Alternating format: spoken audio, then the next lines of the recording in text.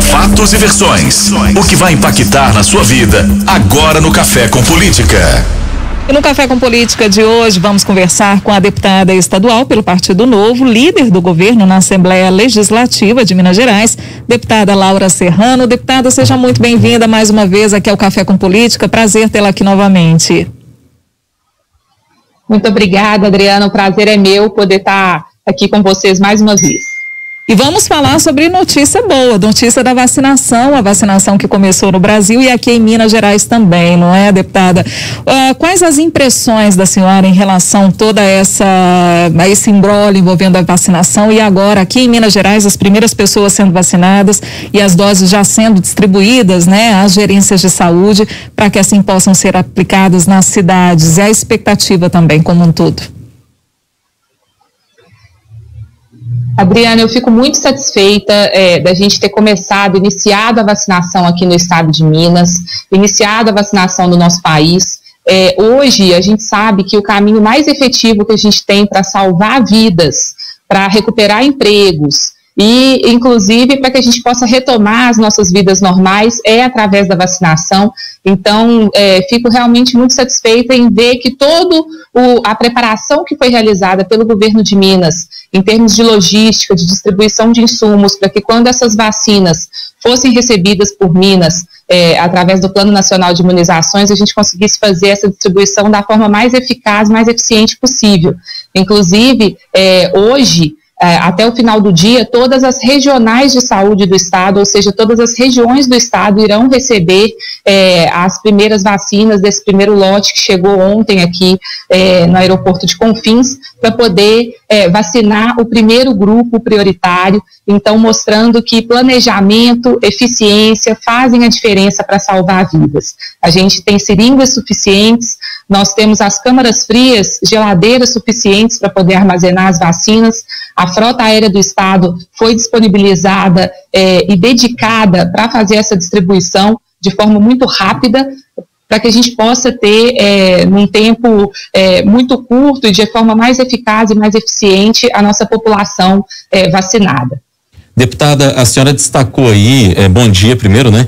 A senhora destacou o fato de Minas ter seringas e câmaras frias suficientes, a vacinação aqui, à medida em que as doses forem chegando, a gente tem uma expectativa de que ela ocorra com celeridade, com rapidez, até porque realmente deu para notar que o governo trabalhou para se preparou para esse momento da vacinação. Eu queria que a senhora falasse das suas impressões sobre o cenário federal que a gente tem. No que o trabalho feito em Minas, por exemplo, se diferenciou do trabalho que foi feito no plano federal e até dessas dificuldades todas que a gente enfrentou até que a vacina realmente chegasse ao povo, chegasse às pessoas? Bom, Rodrigo, um primeiro ponto importante é a gente destacar e esclarecer quais que são os papéis de cada um dos entes federativos nesse processo da vacinação, não só no combate à pandemia da Covid-19, mas em termos de vacinação em geral e imunização da população. Pela nossa Constituição, o governo federal, a União que tem a competência para poder estabelecer o Plano Nacional de Imunizações e que é responsável pela aquisição das doses de vacina e da distribuição para os estados. Cabe aos estados, então, ao governo de Minas, aos governos dos demais estados, pela competência constitucional que é dada, realizar toda a preparação logística e de insumos necessários e de distribuição dessas vacinas para os municípios. E é isso que foi feito com muita maestria, mas que eu digo, na verdade, utilizando ferramentas de gestão para que a gente pudesse chegar nesse resultado tão positivo para os mineiros, para que a gente tivesse essa logística bem realizada, os insumos preparados. Então, Minas Gerais comprou com muita antecedência as seringas, ao entender que a competência, né, do Estado nesse processo todo de vacinação seria de garantir os insumos, as seringas, garantir o armazenamento dessas doses. Então, para isso, as câmaras frias. Tudo isso foi feito com muita antecedência, com muito planejamento, sempre pensando nos mineiros em primeiro lugar. E a própria logística, disponibilizar toda a frota de aeronaves para poder fazer essa distribuição de forma muito célere. Então, isso compete aos estados. E aos municípios compete justamente a aplicação das vacinas, né, utilizando sua infraestrutura de postos de saúde, o pessoal, os profissionais de saúde, para que essa vacinação seja realizada. Então, eu acho que o grande diferencial que a gente tem hoje de atuação do governo de Minas é a compreensão de como o Estado deve atuar em todo esse contexto e se preparar de forma muito planejada e muito técnica para que a sua responsabilidade, que é disponibilizar insumos, preparar a logística, realizar todo o planejamento de distribuição, fosse feito da melhor forma possível. Então, acho que isso vai garantir à nossa população que ela tenha acesso a essa vacinação, assim que as doses forem sendo disponibilizadas através do Plano Nacional de Imunização, com certeza os mineiros receberão essas doses em seus municípios para poderem ser vacinados conforme os grupos de priorização do Plano Nacional de Imunização. Então, inclusive, nesse primeiro momento, sim. Pois não, posso concluir, deputada. Nesse primeiro momento, só para esclarecer, a gente tem, então, a vacinação dos profissionais da saúde na linha de frente ao combate ao coronavírus. Então, aí a gente vai conseguir, nessa primeira remessa, nós recebemos mais de 577 mil doses, nós vamos conseguir imunizar cerca de 275 mil pessoas, os profissionais de saúde na linha de frente do combate, que corresponde a cerca de 1/3 dos profissionais de saúde que a gente tem hoje no estado. Nós temos também nesse primeiro grupo os idosos com mais de 60 anos institucionalizados, que são aqueles que estão em instituições de longa permanência, asilos, hospitais. Nós também iremos vacinar as pessoas com deficiência institucionalizadas e os indígenas, habitantes de terras demarcadas indígenas no nosso estado. E aí é importante só citar esse ponto que nós recebemos pouco mais de 577 mil doses, e mais de 275 mil pessoas serão imunizadas, porque é importante que a gente garanta para essas mesmas pessoas a segunda dose, porque é muito mais eficaz, a gente garante a eficácia da vacina e a imunização com as duas doses. E aí eu tenho duas perguntas para a senhora, já falando aí desse volume de doses, né? A grande preocupação se a gente vai ter quando a gente vai ter mais doses disponibilizadas para a gente dar continuidade, né, a essa campanha de vacinação. E a senhora citou aí a questão dos grupos prioritários, né, nesse primeiro momento, profissionais da saúde, enfim, pessoas institucionalizadas, maiores de 60 anos, mas também há uma pressão muito grande, por exemplo, para os professores serem vacinados e aí condicionando o retorno às aulas. Já é possível pensar nisso, deputada? Bom, Adriana, são excelentes perguntas. Eu, inclusive, sou uma defensora de que a gente deve tratar a educação básica como uma atividade essencial. É fundamental que a gente tenha esse retorno às aulas, claro que de forma muito segura e seguindo todos os protocolos sanitários, mas é importante que a gente trate a educação básica como uma atividade essencial que ela é. E, sem dúvida, que para isso a imunização dos professores é um passo importante.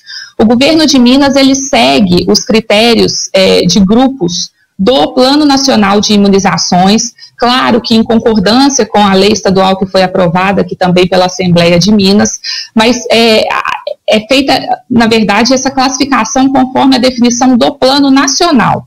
E, conforme a definição do Plano Nacional, o primeiro grupo a ser imunizado, mais prioritário, são os profissionais da saúde, no combate a coronavírus. Então são aqueles profissionais que estão atuando efetivamente na linha de frente, né, do combate a essa pandemia, e os idosos com mais de 60 anos institucionalizados, além dos indígenas. Então, assim, esse é um primeiro grupo. O segundo grupo, que vai ser imunizado de acordo com esse Plano Nacional de Imunizações, que está definido pelo Ministério da Saúde, que vai ser seguido pelo governo de Minas, que deve ser seguido pelos estados. O segundo grupo são das pessoas entre 60 e 74 anos, né? Porque no primeiro grupo também as pessoas acima de 75 anos serão vacinadas. Então, os idosos acima de 60 anos já são o segundo grupo de prioridade, independentemente de estarem institucionalizados ou não. O terceiro grupo são as pessoas com comorbidades. Então, são aquelas pessoas mais jovens, mas que tenham comorbidades que possam levar a estados mais graves da doença, caso sejam contaminados pela Covid-19. Então, esses são os 3 primeiros grupos mais prioritários. O 4º grupo, que é estabelecido, ele engloba uma série de profissionais, e aí é onde entram os professores. A gente tem os professores, os profissionais da segurança, profissionais de transporte, as pessoas privadas de liberdade. A gente tem uma série, mas nesse 4º grupo ainda não há uma ordem de priorização ou uma categorização.